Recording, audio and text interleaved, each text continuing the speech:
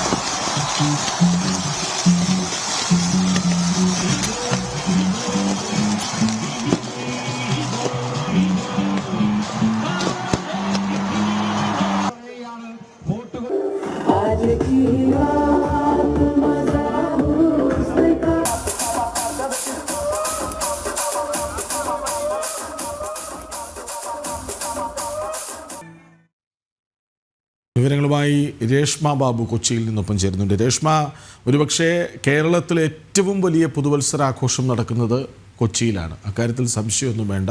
ആഘോഷത്തിമിർപ്പിലായിരുന്നിരിക്കണം fort Kochi പ്രത്യേകിച്ചും.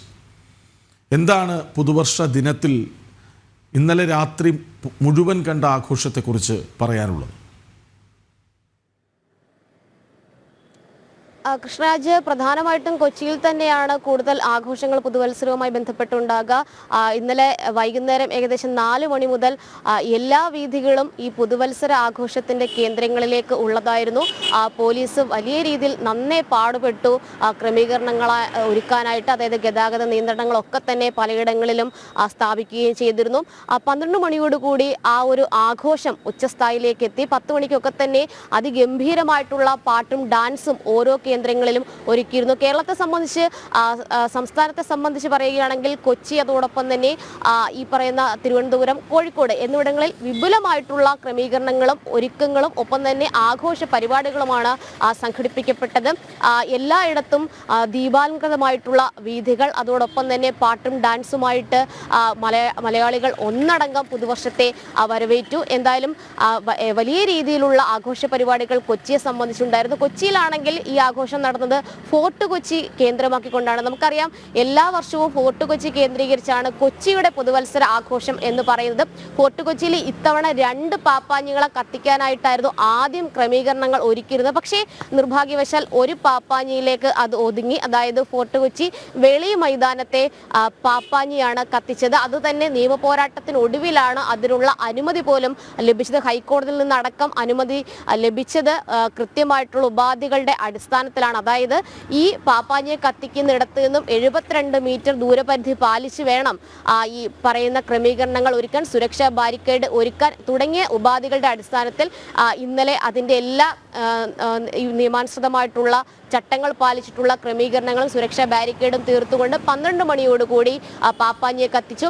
കൊച്ചിയെ സംബന്ധിച്ച് ഈ ചെറു പാപ്പാഞ്ഞിയെ കത്തിക്കുന്ന ഒരു സംവിധാനം കൂടിയുണ്ട്. അത്തരത്തിൽ പലയിടങ്ങളിലും കത്തിക്കാറുണ്ട്. കാക്കനാട് NGO ക്വാർട്ടേഴ്സിന്റെ ഭാഗത്തും പാപ്പാഞ്ഞിയെ കത്തിച്ചു. കൂറ്റൻ പാപ്പാഞ്ഞിയാണ് കത്തിച്ചത്. കൊച്ചിക്കാരുടെ ഒരു വികാരമാണ് അത്. പോയ വർഷത്തിന്റെ എല്ലാ ദുഃഖങ്ങളും മറികടന്നുകൊണ്ട് വരും വർഷത്തെ വളരെ പ്രതീക്ഷയോടുകൂടി വരവേൽക്കുക, അതാണ് കൊച്ചിക്കാർ അതുകൊണ്ട് ഉദ്ദേശിക്കുന്നത്. ഫോർട്ട് കൊച്ചിയിൽ ഇത്തവണ ഈ ഒരു എടുക്ക മാത്രം പാപ്പാഞ്ഞിയെ കത്തിച്ചത് കൊണ്ട് തന്നെ വെളി മൈതാനത്ത് 10,000ങ്ങളാണ് ഈ ഒരു ആഘോഷ രാവിലേക്ക് എത്തിയത്. ഏകദേശം 4 മണിയോടുകൂടി എല്ലാ വീഥികളും ഫോർട്ട് കൊച്ചിയിലേക്ക് കടക്കുന്ന ഒരു സാഹചര്യമുണ്ടായി. അതിന് തക്ക ഗതാഗത ക്രമീകരണങ്ങൾ പോലീസ് ഒരുക്കുകയും ചെയ്തിരുന്നു. ഏകദേശം ഒരു 6 മണിക്ക് ശേഷം, ഒരു 7 മണിക്ക് ശേഷമൊക്കെയാണ് അതിൻ്റെ സംഗീത പരിപാടികളൊക്കെ തന്നെ ആരംഭിച്ചു. വലിയ രീതിയിലുള്ള കച്ചവടവും ഈ ഫോർട്ട് കൊച്ചി കേന്ദ്രീകരിച്ച് പുതുവത്സര ദിനത്തിൽ നടക്കാറുണ്ട്. അതും പൊടി പിടിച്ചു എന്ന് വേണം പറയാനായിട്ട്. എന്തായാലും പടക്കം പൊട്ടിച്ചും ദീപങ്ങളാൽ വീഥികൾ അലങ്കരിച്ചും അതോടൊപ്പം തന്നെ പാട്ടും നൃത്തവുമായിട്ടാണ് മലയാളി ഈ ഇത്തവണത്തെ പുതുവത്സര പുതുവത്സരത്തെ വരവേറ്റത്. വലിയ ആഘോഷരാവായിരുന്നു കൊച്ചിയെ സംബന്ധിച്ച്. എന്തായാലും മറ്റ് ദുഃഖകരമായിട്ടുള്ള വാർത്തകളോ അപകട വാർത്തകളോ ഒന്നും തന്നെ റിപ്പോർട്ട് ചെയ്യപ്പെട്ടിട്ടില്ല. അതൊരു മഹാഭാഗ്യം തന്നെയാണ്. എന്തായാലും കൊച്ചി വലിയ രീതിയിൽ പുതുവർഷത്തെ വരവേറ്റു. ഇനിയുള്ളത് ഈ ഒരു പുതുവർഷം, ലോക ജനത പുതുവർഷത്തെ വരവേറ്റത് കിരിബാത്തി ബീച്ചിലാണ് ആദ്യം ഈ ഒരു പുതുവർഷം ആഘോഷിച്ചത്. ഏറ്റവും ഒടുവിൽ ഇന്ന് വൈകുന്നേരത്തോടുകൂടി 5:30 അമേരിക്കയിലെ ബേക്കർ ദ്വീപിലാണ് ഏറ്റവും ഒടുവിലത്തെ അവസാനത്തെ പുതുവർഷ ആഘോഷം. എന്തായാലും മലയാളി ഒന്നടങ്കം തിരുവനന്തപുരത്തെയും കൊച്ചിയിലെയും അതോടൊപ്പം തന്നെ കോഴിക്കോട്ടെ മലയാളികൾ ഒന്നടങ്കം പുതുവർഷത്തെ വരവേറ്റു. ഇനിയുള്ളത് പുത്തൻ പ്രതീക്ഷകളും അതിന് തക്ക സന്തോഷകരമായിട്ടുള്ള ദിനങ്ങളും അത് മലയാളി പ്രതീക്ഷിക്കുന്നുണ്ട്, ലോക ജനത പ്രതീക്ഷിക്കുന്നുണ്ട്. അത്തരത്തിലുള്ള ദിനങ്ങളാകട്ടെ ഉണ്ടാകേണ്ടത് ഏവർക്കും പുതുവത്സരാഘോഷത്തിന്റെ ആ ഒരു തിമിർപ്പിൽ നിൽക്കുന്ന ജനതയ്ക്കും ഒപ്പം തന്നെ പ്രേക്ഷകർക്കും കൃഷ്ണരാജിനും അതോടൊപ്പം മറ്റുള്ളവർക്കും പുതുവത്സരാശംസകൾ. അതെ, എന്തായാലും രേഷ്മയ്ക്കും പുതുവത്സര ആശംസകൾ നേരുകയാണ്. രേഷ്മ, ഇന്നലെ നടന്ന കൊച്ചിയിലെ ആഘോഷ കാഴ്ചകളുടെ ഒരു എക്സൈറ്റ്മെന്റിൽ തന്നെ ആയിരിക്കണം.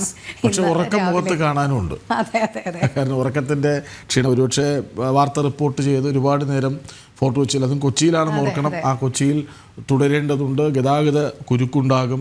അങ്ങനെ ഏതായാലും രേഷ്മ ഇന്നു മുതൽ അങ്ങോട്ട് വലിയ പ്രതീക്ഷകളുടെ വിജയത്തിൻ്റെ ഒരു വർഷമാകട്ടെ എന്ന് ആത്മാർത്ഥമായി ആഗ്രഹിക്കുന്നു.